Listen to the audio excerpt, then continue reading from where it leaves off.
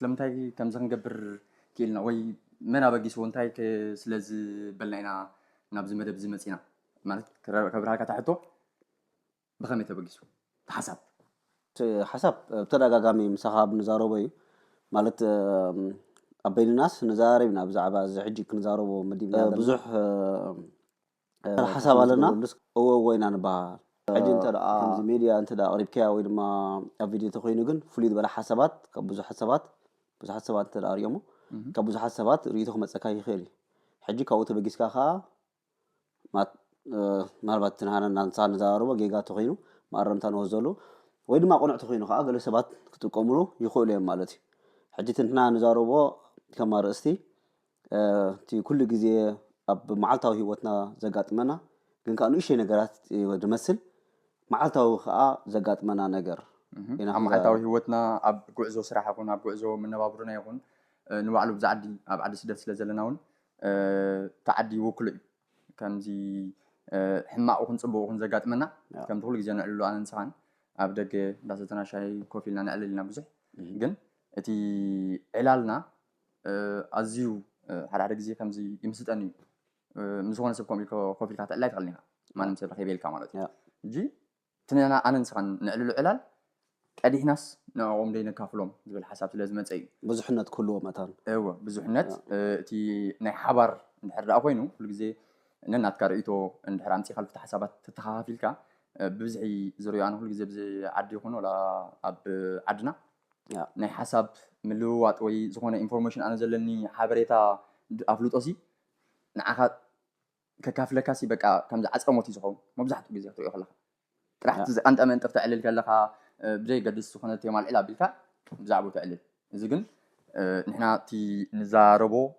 ببزح كأخم تقدم زولكو information نملو وتبزح انتهي جبرالو انتهي ختم مجد خمي تخيل لك أب صراحة كيكون أب نبابرو معلتها وهيوت كهون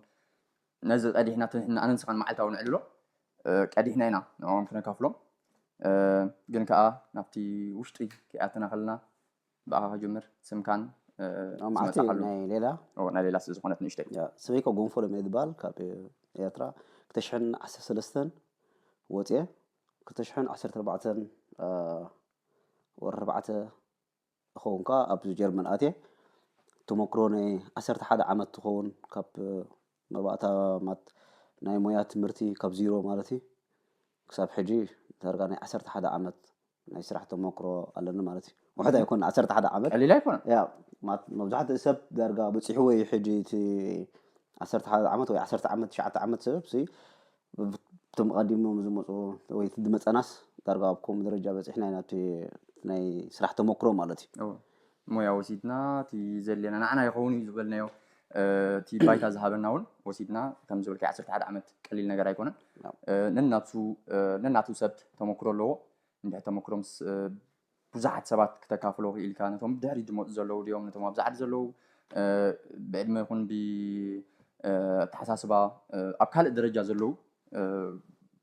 ክሉ ሆልዮም ዝኾነ ነገር ክትቀምሉ ትንሕና ንዕልሉ ዕላል ከዓ ወሲዶም ንዖኦም ኣብ ግብሪ ከብዕልዎ ካ ተስፋ ንገብር ጽቡቕ ታይድ ባህሊ ግን 11 ዓመት ቀሊል ኣይኮነን ኣብዛ ዓዲ ጥራሕሲ 11 ዓመት ክትብል ከለኻ ቆልዓ ተወሊዱ ራብዓይ ክፍሊ ግዜ 5 ክፍሊ ዝኸደሉ ግዜ تسيبك يا اخوي ساخر حسن قال لي اوكي انا حابن ጸጋ ይባል ካብ ኤርትራ ወርሒ 2 ወጽእ بإثيوبيا جرها كسب كم تقول سب زموتو بليبيا عند عداتي 2014 موداتها نو موداتها ما يكون وري شومونت عند عداتي يعني 2014 مالتي بحريوها خمزي ناتكا تماسسالها تمرت قيده بحريميا وسيدنا ابز عدون درجه 13 عامتنا قريبنا لنا 11 عام درجه توديع يا مسرح تمكرون لنا نشتي كم نناتنا استفلالي مويا خاص لزلنا اوروب نلاليوم كنفتينا قبل يا بزكونا كود عابي كفال بزعبانا نحنا ماني ناقل كنفال ديكو ناسي حسب بزعبا ابتي ابسرح زولو ويا بسرح معلتاو زغاطمو نسب تمكراتات مس مسارح تخاخون اغابا سرارحا خون كابتناتنا تمكيرنا نولدلنا تمكيرنا تخوينا مالتي كاول مكفاليو دغون سب كانو ناتو تمكرو لو ابسرح حجي جن كا ማት አይወጽንዩ ሰብሴ አብ ከባቢ እዩ ዝዛረበሉ ምር ደሆነ ሰብ ነናቱ ተመክሮሎ ኣብ ስራሕ ደጋጥሞ ማለት እዩ ሕጂ ትቀንድና ዝዛረበ ዘለና ቀሊል ዝመስል ግን ድማ መዓልታዊ ውዕሎ ኣብ ስራሕ ደጋጥመካ ማለት እዩ ኣብ ስራሕ ደጋጥመካ ብዛዕባ ኣሰራርሓ ገባብ እንትሰርሖ ስራሕ ደይኮነ ሙስቶም ትውዕሎም ሰባት መብዛሕትኡ ግዜ ንሕና ከም ሓበሻ ስራሕ ኣይኮነን ንዓና ዝከብደና እንታይ ደኣ መሳርሕትናስ ከመይ ንኸይድ ሕጂ ንሱ ኢና ምስ መሳርሕትና ዝተፈላለዩ ኣነ ኣብ ክልተ ፊርማ ቀይሮ ኣለኹ እንደገና ከም ዘልኩ ካብ ዜሮ ካብ ተላኣኻይ ክብል ከለኹ መጀመርያ ሞያ ትምህርቲ ክትመሃር ከለኻ ከምዚ ሓደ ሰራሕተኛ ተቆፂሩ ምፅኢልካ ዘሎ ስራሕ ትስራሕ ኣይኮነን በታ መሳርሕትኻ ቶም ንዓኻ ወይ በቶም ሓለፍትኻ ወይ ድማ ቶም ኣዘዝቲ ቶም ኣርባዕተ ኮሊጋ ቶም መሳርሕትኻ ብሶም ብደኣዘዙኻ ኢኻ ትሰርሕ ንስኻ ከም ዝግበር ብለኻ ትለኣ ገለምታት ማለት እዩ ሕጂ ካብዚ ባዶ ክሳብ ኣብዚ ባዕልና ክሰርሓሉ በፂሕና ዘለና ደረጃ ደሎ ተመክሮ ወይ ድማ ዝሓለፈ መገዲ ኣብዚ መፂና ተመክሮና ዝነበረ ወይ ደጋጠመና ነገር ንምንጋር ከመይ ጌርና ክንውድሆ ነርና ምክንያቱ ጥራይ ዞም ሓደሽ ሕጂ ድመፁ ዘይኮኑ ነቲ ቪድዮታት ሪኦም ከምኡ ኸዱሲ ወላ ኣብዚ እንዳነበሩ ከለዉ 10 ዓመት ወላ ደሰርሐ ከምቲ ኣነስኻ ንዛረበሉ ከመይ ጌርና ምስ ናትና መሳርሕትና ንኸይድ ከመይ ጌርና ማለትሲ ሓደ መሳርሕትኻ ዝኾነ ነገር ክብለካ ከሎስ ከመይ ጌርካ ግብሪ መልሲ ትበሉ ካልእ ኣሰራርሓ ኣገባብ ኣሰራርሓ ከይተወፅዓኻ ከይተሃሰኻ ንሕና ዝግበርናዮ ጌጋ ንዛረብ ኢና ምሳኻ ስለ ንዛረብ ብዙሕ ጌጋታት ኣለዎ ማዕረፍታ ኮይኖም ብዙሕ ኤነርጂ ትህብ ምሳኻ ዘይግብኦ ዝነበረ ዜናትካ ስራሕ ትሰርሕ ወይ ሞር ስራሕ ትሰርሕ እሞ ስራሕ ኣይውዳእኒ ትሚልካ ትውስኽ ማለት እዩ ቀልጢፍካ ትውስኽ ቀልጢፍካ ትውድእ ኣይትምዝገአኒ ኢኻ ከዓ ምክንያቱ ኢሶ ከምኡ እዩ ንስኻ ትሰርሕ ትውስኽ ትወዲእ ኢኻ ትውስኽ ሕጂ ኣብ ሓበሻ ኣብ ናይ ምስራሕ ደይኮነ ፀገምናሲ ኣገባብ ኣሰራርሓን እንደገና ምስ መሳርሕትና ከመይ ንኸይድ ድብል ኣርእስቲ ኣልዒልና ኢና እዚ ቪድዮታት ክንገብሮ ማለት እዩ ፅቡቅ ሓሳብ እዩ ብወገነይ ከምዚ ክሪኦ ከለኹ ብዙሕ ሽግርን ብዙሕ መሰናኽላትን ሕሊፍና ኢና እቲ ዝሕለፍናዮ መሰናኽላት ኣቀዲምካ ጠቂስካ ነርካ ካባና ተማሂሮም ንሕና ዝገበርናዮ ጌጋኹን እቲ ናይ ስራሕ ኣገባብ ኣብቲ ስራሕ ዘጋጥመካ ነገር ኣዘዝቲ ኣለዉ እዮም ሕጂ ንኣብነት እትዮም ኣብ ስራሕ ጅምር ምስ ኣበልካሲ ከም ዝበልካ ካብ ዜሮ ትብገስ ከለካ ተኣቱ ከለካ ናብ ስራሕ እቱ ምስልካስ መፂኦም እቲ ከማኻ ቅድሚኻ 4 ዓመት 3 ዓመታት ትካል ዝፀንሐ ይመፅኡ ዝዘካ ምክንያቱ ወላ ሓንቲ የብልካ እንድሕር ቁሩብ ሞያ ወሲድካ ድዩ ወይ ዕፋሮም ወይ ከዓ እቲ ተመክሮም ዝወሰድካ ናይ ስራሕ ግን ጥበቡን ገለን ዝፈለጥካዮ ናብ ደረጃኦም ስለዝኣተኻ እንታይ ማዕረዮም ክሪኡካ እዮም ጅምሩ ድሕሪ ቁሩብ ግዜኻ ሞያ ምስ ወሰድካ ከዓኒ ኣብ ልዕሊኦም ስቀልቶም ሞያ ደይብሎም ምሳኻ ይከዱን እዮም ሽዑ እዚታት ኣብቲ ግቡእ ሕጂ ናብነት ኣብ ሓበሻና ከም ዝብልካዮ ጉልበትና ይንሓብን ኢና ጉልበት ዝሓቢ ሰብ የለን ዳርጋ ግን ኣብቲ ቀንዲ ጠንቂ ድመፅእ መብዛሕትኡ ግዜ እንታይ እዩ ግቡኦይ እንታይ እዩ ዘይግቡኦይ መሰለይ እንታይ እዩ ኣብ ስራሕ ሕጂ ነብሲ ወከፍ ኣብዛ ዓዲሲ ሕግን መሰልን ኣሎ ስነ ስርዓት ክትከይድ እንታይ ተኢሎምካ እንታይ ግብረ መልሲ ኢኻ ትህቦም እዚታት ንዓና ብደይፍላጥ ዝገበርናዮ ሕጂ ተረዲእና ግን ንጥቀመሉ ዘለና ከምቲ ፍሉጥ ነገር ድሕሪ ተመክሮ ለካ ኢኻ ንሰብ ክትቦ ትኽእል እምበር ተመክሮ ተደይብልካ መቸም የለን ሓድሽ ካብ ዜሮ ከምዚ ሞያ ክጅምር ከለካ ትብገሶ ደይብልካ ትኾንካ ሓንቲ ክትባ ይትኽእልኒ ኢኻ ነዚ ብብዝሒ ኣስፊሕና ሓሳባት እንዳምፃና ንሶም ከዓ ተዓዘብቲ እንድሕር ዝኾነ ርእቶን ሕቶን ወይ ሃናፅ ዝበልኩሞ ነቐይፈታተሉ ኢኻ ኣብኡ ክትፅሕፍዎ ንምሕፀነኩም ካልእ እዚ እንድሕር ኣ ክነካፍሎም ኮይና ድሕሪ ኢኸ እንታይ እዩ ክመፅእ ካልእ ወላ ተንኪፍካ ፀኒሕካ ብዛዕባ እዚ ናይ ሞያ ትምህርቲ ሞያ ትምህርቲ ግድን ኣይኮነን ኩሉ ሰብ ሞያ ትምህርቲ ክመሃር ኣነ ሕጂ ተተኻኢሉ ሞያ ትምህርቲ ተማሂርካ ዝበለፀ እዩ ሕጂ መብዛሕትኡ ሰብ ይብለካ ስኻ ሞያ ትምህርቲ ስለተማሃርካ ብዙሕ ትኽፈል ዝመስሎ ሰብ ኣሎ ሞያ ትምህርቲ ግን ንሱ ይኮነ ትጠቕሙ ጥቕሙ ናይ ሞያ ትምህርቲ ሕጂ ሰባት ይሓቱኻ እዮም ወላ ሞያ ከይተማሃሩ ከለዉ ልዕሊኻ ዝኽፈሉ ሰባት ኣለዉ ያው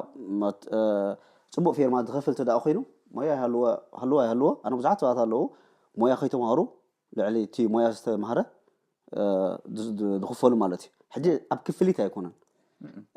እቲ ቀንዲ ናይ ሞያ ኣገዳሲ እቲ ናትካ ቫልዩ ወይ ድማ ናትካ ክብርታት ንምዕቃብ እዩ ሕጂ እዚ ክብርታት እንታይ ማለት እዩ እንታይ እዩ እቲ ናትካ ክብርታትካ ይቀበልካ ደሊኻ ዘላ እዚ ድማ እንታይ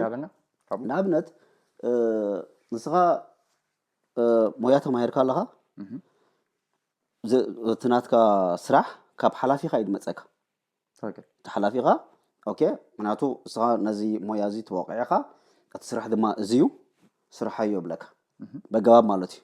እንተ ደኣ እዚ ሞያ ተተማሂርካ እዩ ሞያ እንተ ዘይተማሂርካ ግን ወላ እቲ ስራሕ ትኽእሎ ኹን እቲ ናትካ መሳርሕቲ ሓደ መብዛሕትኡ ግዜ ከም ተሓጋጋዚ ሰራሕተኛ ገይሮም ዝሪኡኻ እቶም መሳርሕትካ ኣለካ ዘሎ ተሓላፊኻ ብምንታይ ንዓኻ ኣብኡ ቆፂርካ ኣሎ ዝተፈላለዩ ክኸውን ይኽእል እዩ እቶም መሳርሕትካ ግን ብዘይ ሞያ ዝሰርሑ ተለኻ ክእለት የብሉን ድብል ኣብ ርእሶም ኣሎ 10 ግዜ ወላ ክእለትካ ኣለካ ናይቲ ስራሕ ብናይ ተገዳምነት ማለት ክሪኡኻ ይክእሉን እዮም እንደገና ከዓ ስለምንታይ ግን ማዕሪኦም ክሪኡኻ ይክእሉ ምክንያቱ ንሶም በቃ ኣብ ርእሶም ንስኻ ነዚ ሞያ እዚ ኣይተማሃርካ በቃ ሰርቲፊኬት ስለዘይብልካ ማለት እዩ እታ ሰርቲፊኬት ስለዘየላ ኣክሰምዕ ስለዘለኹ ሕጂ ግን እቲ ፍልልዩ ክንዛረብቲ ኮይና ሓደ ሓላፊኻ ክእዝዘካ ከሎን ሓደ መሳርሕትኻ ክእዝዘካ ከሎን በቦይን እዩ ሓደ ስምዒት ንባዕሉ ኮና ወላ ብስምዒት ጥራይ ደይኮነ እቲ ሓላፊኻ ንስኻ ብትክክል ተድልዮ ኢሉ እዩ ንዓኻ ቆፂርካ ዘሎ ስራሕ ቆፂርካ ኣሎ እቲ ዝስራሕ ቦታ እቲ ስራሕ ስለ ዘለዎ ንስኻ ክትከይድ ዓይንፋ ትሚልካ ክትከይድ ኣይደልየካኒ እቶም መሳርሕትካ ግን እስኻ ሃሊኻ እስኻ ከይድካ ጉዳይም ኣይኮነን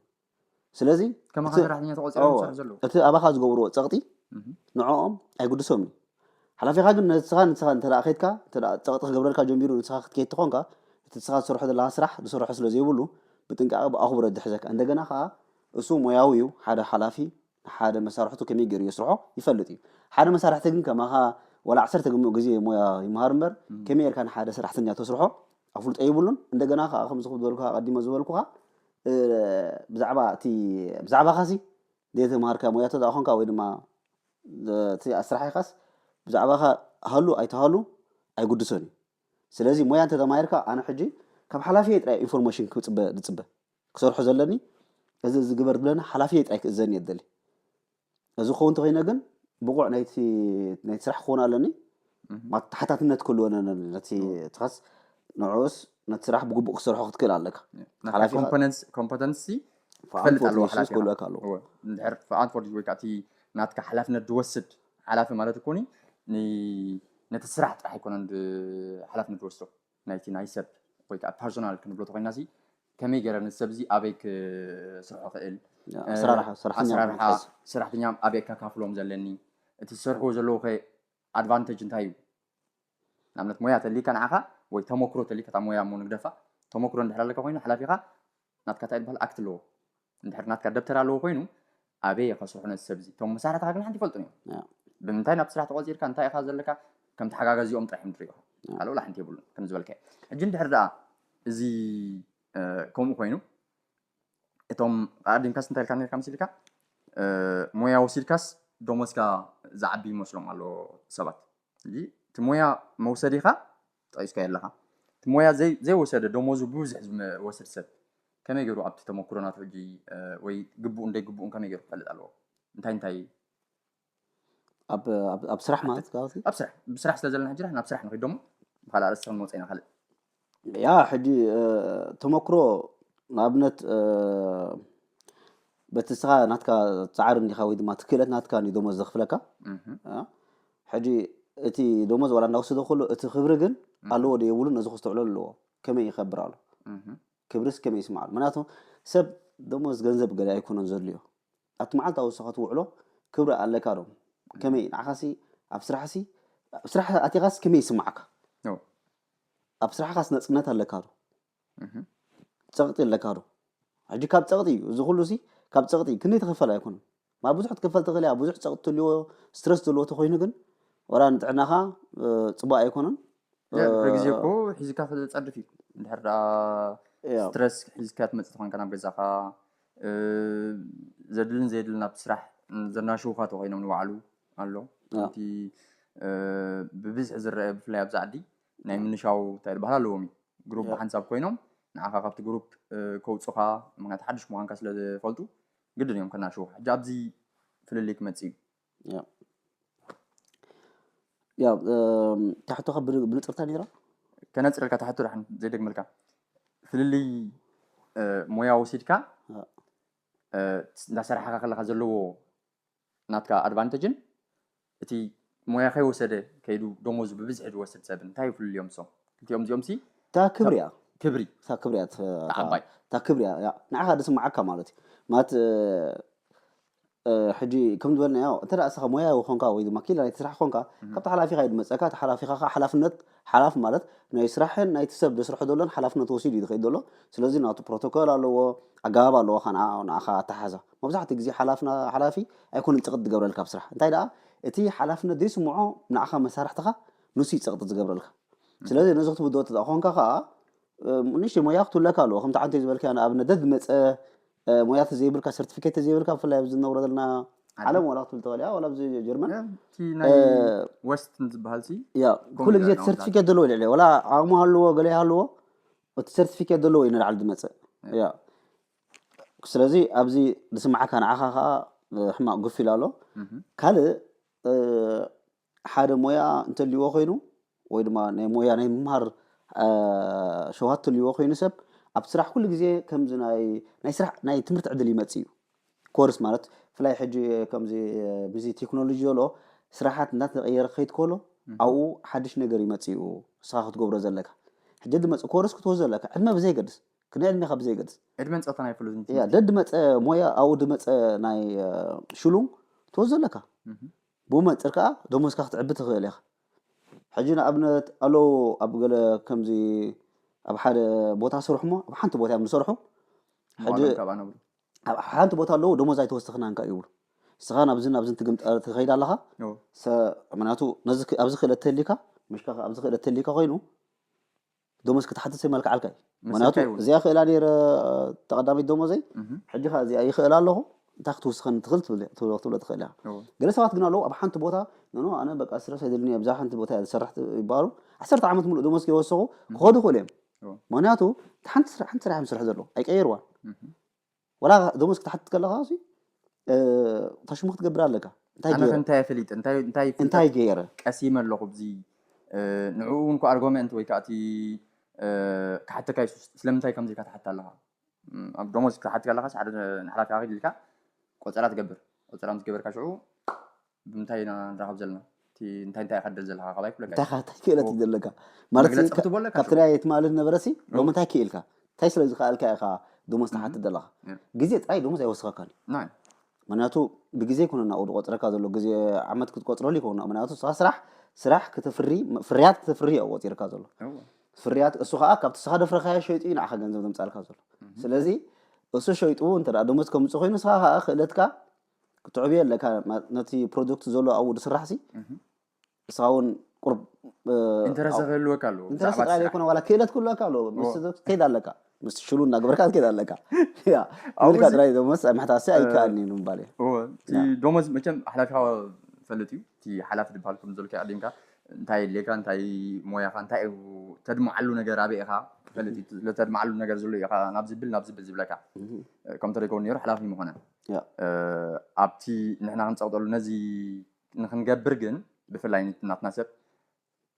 اب سراح خيدو دغاطمو مهنات كغلصون كو خلالو ناي مغلص عقمون كهلو كالو نحلافي خاسي كيد كان دحر زخونه ነገር ወስخن ወይ ስራሕ ናብ ዝከም ዝቀይረኒ ሽፍት ክገርፎ ደለለኹ ክትብሊኻ ሽሽት አባይት ንብሎና ቲ ሽፍት ቤታይባል አሎ ብዙሕ ምክንያት አሎ ተምጾ ከም ዝቀይር ደለ ከም ዝገብር ደለ ግን ሰአን ሕጽረት አገላልጻ ወይ ሰአን ሕጽረት ቋንቋ ክንብሎ በዓብያ ርእስቲ ክንደይ ዝተርፈናውን አሎ ኮይኑ ስማዕና ኣብዚ ክንታይ ዓይነት ርእይቶ ኣለካ حد ቋንቋ ክሳብ ክትገልጸሉ ገለምታት ጥራይ ኮነ ብውሕቲ بصراحه تاعتو خلاص تردق تكون لك انت يقولوا خلوسي سمعون كتكون كتكل لك اسحج مبزحته غزي اب قدامي صغب نمصي دمص شجر دمص بصراحه نسي ولاو مساراتنا اتكا تميلو ما يكون مصي هند بتا يكون تاش مزغبرها ناتكا بقعات يوري ناتو ولا 10 غزي كيلا ناي سراح يكون انت قانقا زيلو خينو ابيلم قربات تابيلم يا بوحت كتردهم كتكل لك انا قانقاسي حجي نحناس دارغا دبز حسب لعل شو منت عملت جوري لي أمن أبصراحة دولوسي بوحد درجة كل درجة دبز برسنت تاريخها لعل شو منت عملت سرح لا يفتحنا زعتنا له جزية زعتو وبزعتهم أب نيسرح عدم ينزلوا ألو يا كسب حجي جن حد جزية كم زي عينها خفيت كا أنت تعذب كحكي كلها نفس هذا الجزء فليت إيه ويتردد إنه اللي تدعى سامش جن أبتي وش تمسح تخافتهم وتمسح تخاجن قلت حزرك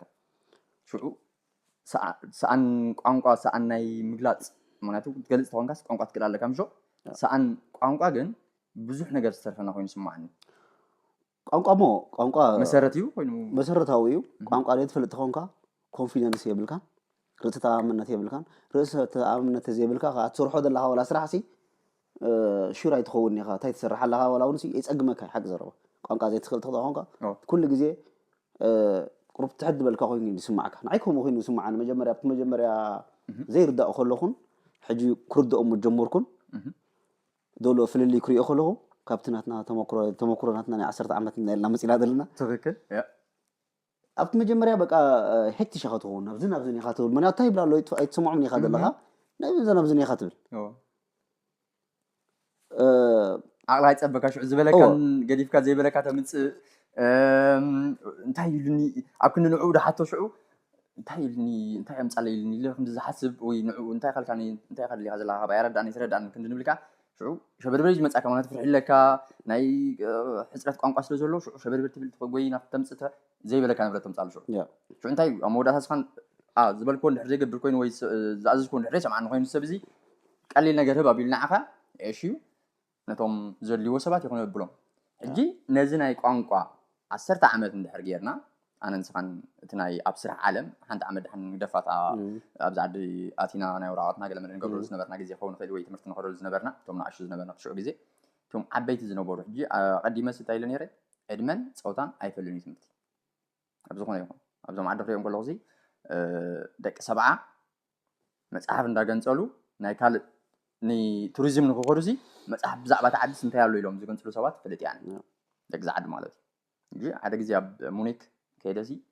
انت سبيت لو فلتا نبي ኢትዮጵያ ታይድ ነራ ኢትዮጵያ በጽሄ መጽሄ خنسه انا بزعبه ኢትዮጵያ ግን ተገምጥላንሳ አረጃትኒ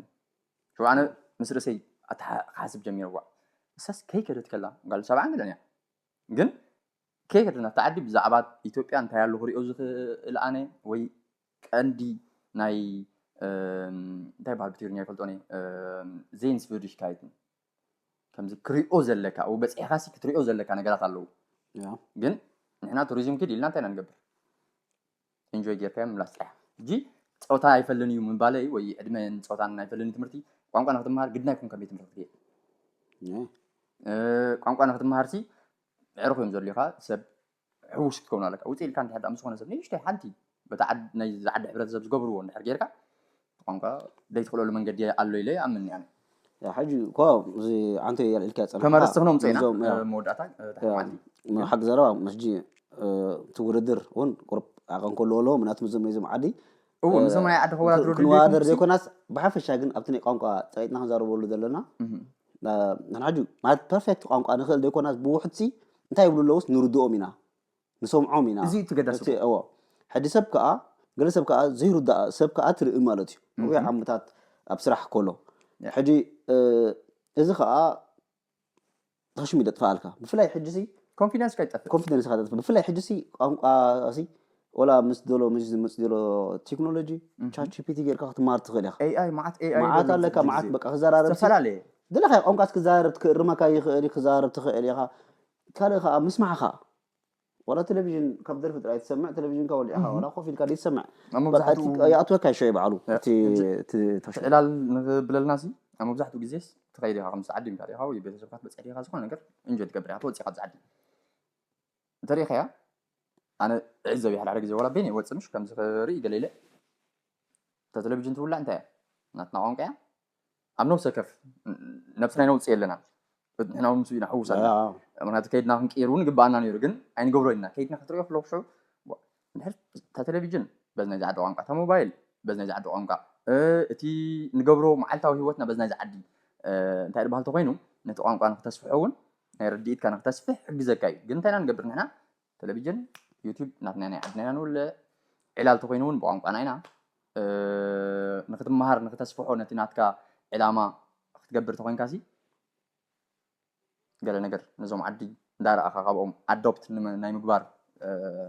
ንፉዕ ቀዳሒ ክትከውን ኣለካ ይብላና ቋንቋ ብጣዕሚ ኣገዳሲ ቋንቋስ ግዜ ይፈልያ ከማን ፍርቅ ሰዓት እናገበርካ ዲኻ ወላ ገለ ክትመሃሮ ዘለካ ምክንያቱ ናይ መዓልታዊ ፍላይ ኣብዚ እንተደኣ ክትነብር ኮንካሲ መዓልታዊ ምስ መሳርሕትካ ዘራኽበካ እዩ ቋንቋስ ግድን ክትስምዖ ዘለካ ቀደምሲ እናተማሃርና ከለና ሓንቲ መምህርታይ ትብለና ነይራ እንግሊሽ ክትማሃሩ ተደሊኹምሲ በቃ ሓሙሽተ ፊደላት እናገበርኩም መዓልታዊ ወላ እንተደኣ ዝበርትዓኩም 2 መዓልቲ እናወሰድኩም ተማሃሩ ትብለና ነይራ ሽዑይ ኣብ ተወሰነ ግዜ ሽዑይ ብዙሕ ኢኻ ትሕዝ ማለት እዩ ብዙሕ ኢኻ ትሕዝ ተደጋጋሚ ድማ ኣብነት ያ ኣብ 2016 ዝከረና ኣነ ገጻይ ካብ መንደቕ ሙሉ ብጫ ተቀይሩ ነይሩ እዚን ብጫ ወረቐት ምሻልባት ዝክረን ተፈንካ ቀሊጥካ ትጥቃዕን ይፅሕፎም ሸሓንቲ ቃላት ኣብ ገዛና ብፍላይ ዞም ስድራ ናተይ ያለው እጂ ዞም ዓዲ ደቂ ዝዓዲ ማለት እዮም ዝሕጉዝን ዝነበሩ ሽዑ ግዜ ሰብኣይ እንግሊሽ መሃር ነይሩ ሽዑ ግዜ ብዕድመ ጥሮታ ዝወፀሉ ግዜ እዩ ሽዑ ቀሊል ዕድመ ይኮነን ግን ኣነ በቲ ጀርመን እናተማሃርኩ ንስኻ እንግሊሽ ፓራሌል ይመሃል ነይሩ ሽዑ ገዛ ክትጥቃዕ ጀሚረ ምክንያቱ ይሪኦ ኣለኹ ኣብቲ ናቱ ቢሮ ልክዕ ከም ብጫ ቀይርዎ እቲ ገዛ ኦኬ ከምዚ እናገበረ እዩ ዝመሃር ዘሎ ኣነ ከዓ ከምኡ ክገብር ኣለኒ ምክንያቱ ኣብነት ስለ ዝኾነኒ ኣነ ከምኡ ክገብር ጀሚረ ኣብዚ ሕጂ መብዛሕትኡ ግዜ እንታይ ኮይኑ ስማዓን ንዓይ ጌጋ ተኮይና ኣርሙኒ ጋገተለ ናይ ኣብዛ ዓዲ ተቐብሎ ንባዕሉ እውን ከምዚ ከም ዓድና ንኽንሪኦ ዓድና ከምዘይኮነ ንኩላትና ንፈልጥ ኢና ግን ከም ዓድኻ ምሻልባት ነብረሉ ዓዲ እዩ ዘሎ ስጋብታ ኣብዛ ዓዲ ዘለካ ዓድኻ ምዃና ክትቅበል ኣለካ ሽዑ እንድሕር ዳኣ ተቐቢልካዮ ነቲ ቋንቋ እውን ቁሩብ እንታይ ዝበሃል ገብረልካ እዩ ንክትመሃሮሲ ደስታ ስማዓካ እንድሕር ዳኣ ደስታ ደይብልካ ኮንካ ኣሎ ብዞም ዓዲ ስትሪኦም ኢኻ መብዛሕትኦምሲ ዝኾነ ፃዕዳ ቃል በሉ ንእሽተይ ዕምበባ ተርእዩ ዓይኖም ቅዒኡ ከምዚ ዝብላ ዘድንቃ እታ ዕምበባ ንሕና ከነ ነገራት ሸለል ኢልና ከምዚ ዓይኒ ግደሰሉን ኢና ሕጃው ናይ ተገዳስነት ንባዕሉ እውን ምናልባት ንዕኡ ምናልባት ኣብቲ ታሕቲ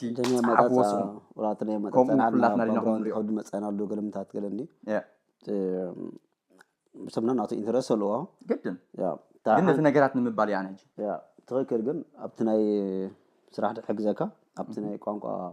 ዘሎ ግን ኩሉ ሰብ ቋንቋ ክፈልጥ ክኽእል ኣለዎ ክፈልጥ ጥራይ ዘይኮነ ክርዳእ ክኽእል ኣለዎ ናይቲ ቋንቋ ዘይምርዳእ ብዙሕ እዩ ታሽሙ ለምፃልካ ካልእ ኣርእስቲ ሒዝና መፅና ዘለና ብኸመይ ምስ ናትካ መሳርሕትኻ ብኸመይ ትኸይድ ገለ ዝብል ኣርእስቲ ኣልዒልና ኢና ድሕሪ እዚ ክንዘራረብ ድሕሪ ሕጂ ብዙሕ ኣርእስታት እንዳምፃና ከምቲ ቀዲምና ዝበልና ኢኻ ንሶም እንድሕር ፅሒፎም ብዛዕባ ከምዚ ኢልኩም ከዓ እስከ ኣብርሁልና ምናልባት ኣፍልጦ ኢልኩም ብዛዕባኡ